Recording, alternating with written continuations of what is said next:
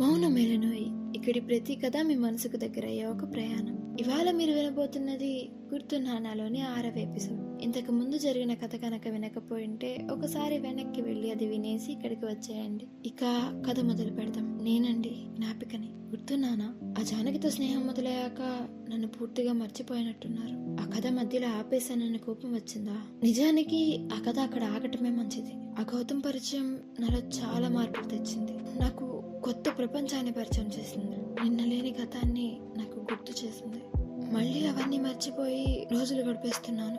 ఇంతలో ఇవాళ నా ఫ్రెండ్ శృతి అండ్ చిత్ర నాకు ఒక సర్ప్రైజ్ ఇచ్చారు. సిటీలో జరుగుతున్న మ్యూజిక్ ఫెస్ట్ కి టికెట్స్ తీసుకొచ్చారు. జనరల్ గా నాకు ఎక్కువ మంది మనుషులు ఉండే ప్రదేశాలు నచ్చవు, కానీ ఎందుకో ఇవాళ వెళ్ళాలనిపించింది. ఏదో తెలియని అద్భుతం ఎదురు కాబోతుంది అనిపించింది.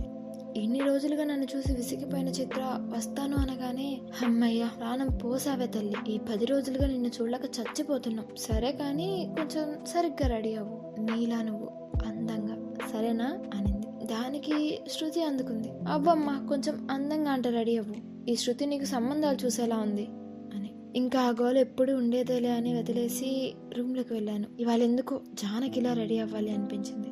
ర్యాక్ లో నుంచి ఒక అనార్కలి తీసి వేసుకున్నాను. చేతికి మట్టి గాజులు, కాళ్ళకి పట్టీలు, చెవులకి చాంద్ బాలిస్ పెట్టుకొని జడ వేసుకుంటూ నన్ను నేను అద్దంలో చూసుకుంటే నాలో నాకే ప్రశ్నలు. ఇది నేనా లేక జానకినా? నా రాఘవని కలవబోతున్నానా అని. ఇంతలో చిత్ర వచ్చి, అచ్చు ఆ జానకమ్మలా ఉన్నావు అనింది. ఆ మాటకి నవ్వుకొని ముగ్గురం బయలుదేరాం. ఫెస్ట్ దగ్గరికి చేరుకున్నాం. ఆటో దిగి ఆయనకి ఇంకా డబ్బులు ఇవ్వనే లేదు.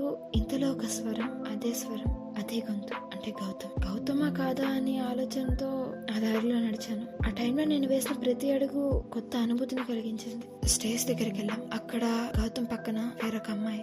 ఆ పాట అంతా వినక ముందే నాకు కనిపించిన ఆ దృశ్యం నాలో చాలా ప్రశ్నలు రేపింది. ఆమె ఎవరు? గౌతమ్ సంగీత జీవితం మొదలైపోయిందా, లేక తను ఒక పేజీ మాత్రమేనా?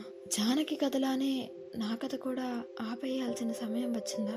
ఇలా మనసులో ఎన్నో అనుమానాలు. అవన్నీ పోకముందే గౌతమ్ పాట ముగిసిపోయింది. తను స్టేజ్ దిగి అచ్చు నా రాఘవలానే స్టేజ్ కి కుడి చేతి వైపున కూర్చున్నాడు. వెళ్ళి అడిగేయాలి అనుకున్నాను, గుర్తున్నానా అని. కానీ సమయం కాదనిపించింది. ఇంకా నాకు తెలియట్లేదు, గౌతమ్ నా జీవితంలో ఒక పాత్ర మాత్రమేనా? జానకి రాఘవల కథ కొనసాగాలంటే ముందు మా కథ ప్రారంభం కావాలి కదా, అవుతుందా? ఇవన్నీ ఆలోచిస్తూ తన వైపు చూశాను. కానీ తను అంతే. లిజనర్స్, ఇంతకీ జానకి మనసులో తలెత్తిన ఇన్ని ప్రశ్నలకి సమాధానం దొరికిందా? ఆ రోజు జ్ఞాపిక గౌతమ్తో మాట్లాడిందా?